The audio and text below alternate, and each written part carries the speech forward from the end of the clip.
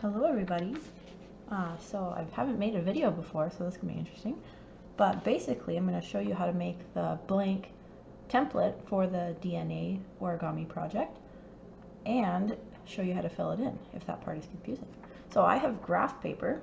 You can also use blank paper, and I'll kind of go over what you need to do for both of those. So if you have the template on your computer, you're going to want to work from that.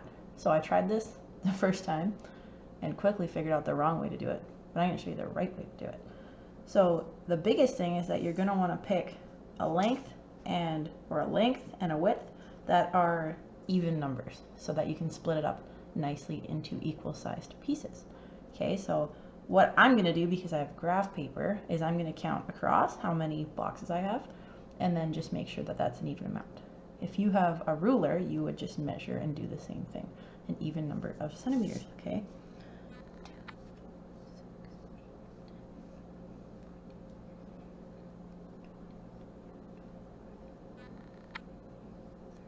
Okay, perfect. So I have 32. So I'm just going to go ahead and do that. Put a little dot there to remind myself. So I started right there. And I do the same thing on the length. And I'll probably fast forward this part when I edit this, if I can figure that out. So you don't have to watch this. 42, perfect. So you go all the way down to the last one. And I already made one of these, and this one is turning out better already because I have more room. All right, check this out. This is the one I made. I was pretty proud of it. Anyway, it's going to end up looking like this, except it is going to be colored, hopefully. Okay, so now all I'm going to want to do is just draw the outline. So graph paper I like because I don't need a ruler. And it doesn't matter if your lines are exactly straight. You just want them to be pretty straight because they're going to be your fold guides. So if you're a bad folder, I am a kind of a bad folder, you want your line to be mostly straight so you have a nice accurate guide for yourself. All right, there you go. There's the outline. Can't see it super well on there, but there you go. So I just have it all marked up. So the reason I want to make it even is I'm going to want to split it in half this way. So I'm going to find the midpoint. I think I had 32, but I'll double check. So the midpoint is going to be 16. So I'm going to go to 16 and see if it looks like I have. So the 16 would be right there. Yeah, that looks good to me. Do the same thing down here.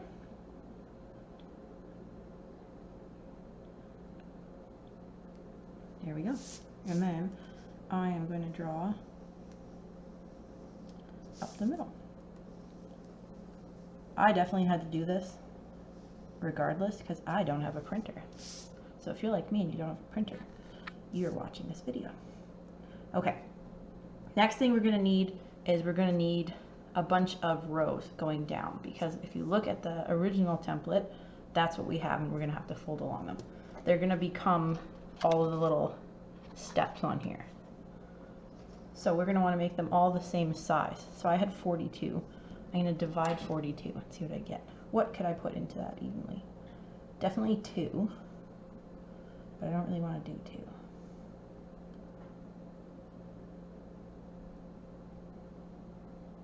I could do 6. It doesn't really matter, it's just that the bigger you do it, the bigger your little steps are going to be. So 42 and goes 6, so that's pretty good. I'll do that. So I'm going to go down 6. 1, 2, 3, 4, 5, 6. And that will be where my first step is. I'm going to go across like this. So the reason I did it like this is so that all of them are the same size. So if you're really particular about the number of the size of your steps, is you can predetermine that. So say you only wanted 4, then pick 4 and then just go down by 4s until you get to where you can't go anymore. That's one way to do it too.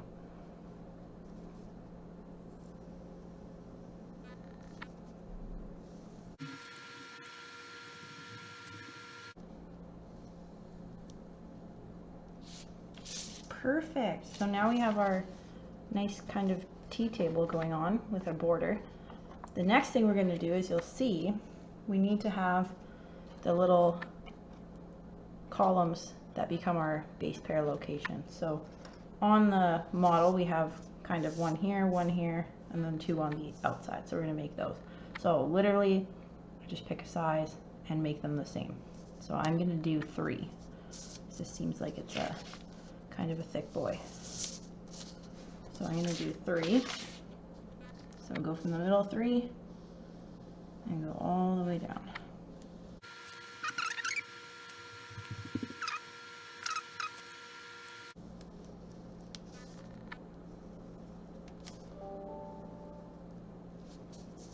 Okay, that part is done. So now we have our complex grid thing. All right, and then the last step is we're going to want to make diagonal lines going down. Okay, so they kind of go in towards the middle. Don't do what I did. Okay, that doesn't go from the outside corner. You want to go from the inside corner to the inside corner. So what I did, because I did not want to find a ruler, is I just folded paper so that it was kind of thicker, and then I just used that as a ruler. But if you have a ruler, I recommend using that because they're better. That's kind of what they're designed to do. But just like that. So we're going to go so that they go down and in towards the middle, and it's the inside rectangle that is getting a diagonal line. So that's going to be the same all down the one side.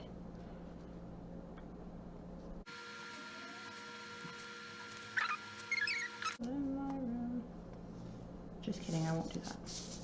And then, so that's what that side looks like. You have them all going down, and then I'm going to do the opposite on that side, so still going down towards the middle. Like this.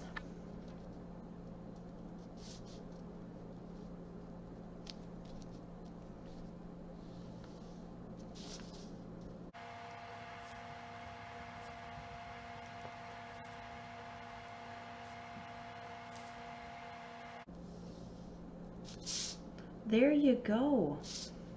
So that is the finished template, and it should look pretty similar to the online one. So I think it's pretty nice. Sorry, I'm getting more emails. Oh my gosh, so many emails.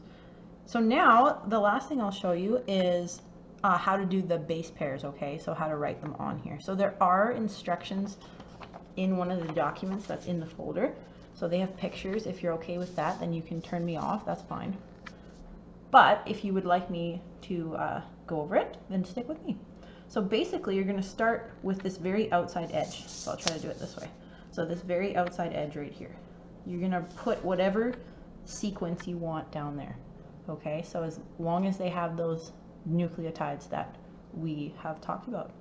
So the 4 of them. Don't make up random. Don't put S in there because that's not DNA, okay? So luckily, you can spell cat with nucleotides. So I'm going to do a repeated cat sequence, okay? So literally, I'm just going to write cat, not cats. Okay, so I have cat, cat.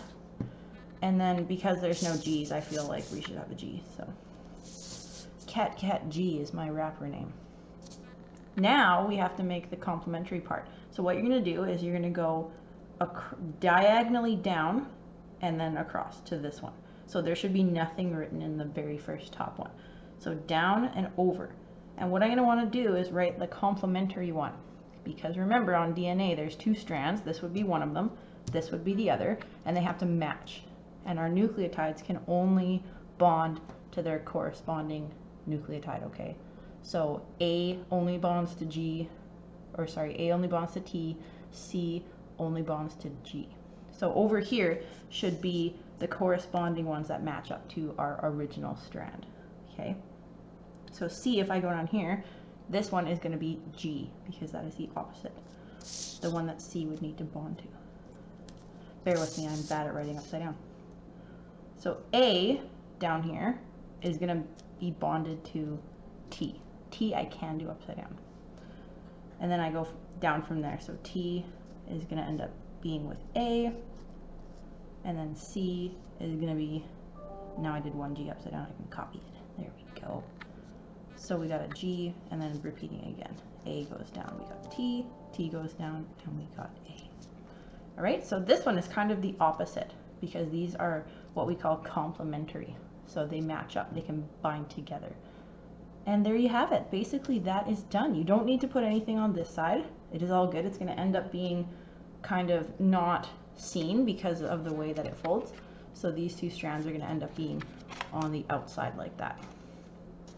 So now what you're going to want to do that I didn't do because I just was working on the actual folding part, you're going to want to color this first because can you imagine coloring this? That would be horrific. So don't do that. So color this first, and you're going to want to color the whole front side, okay? The back side does not matter. You don't need to color the back side. So color this. Make sure that you use the same color for each of the base pairs, okay? So if I do purple for C, this C down here shouldn't then be blue. So make sure they're the same, okay?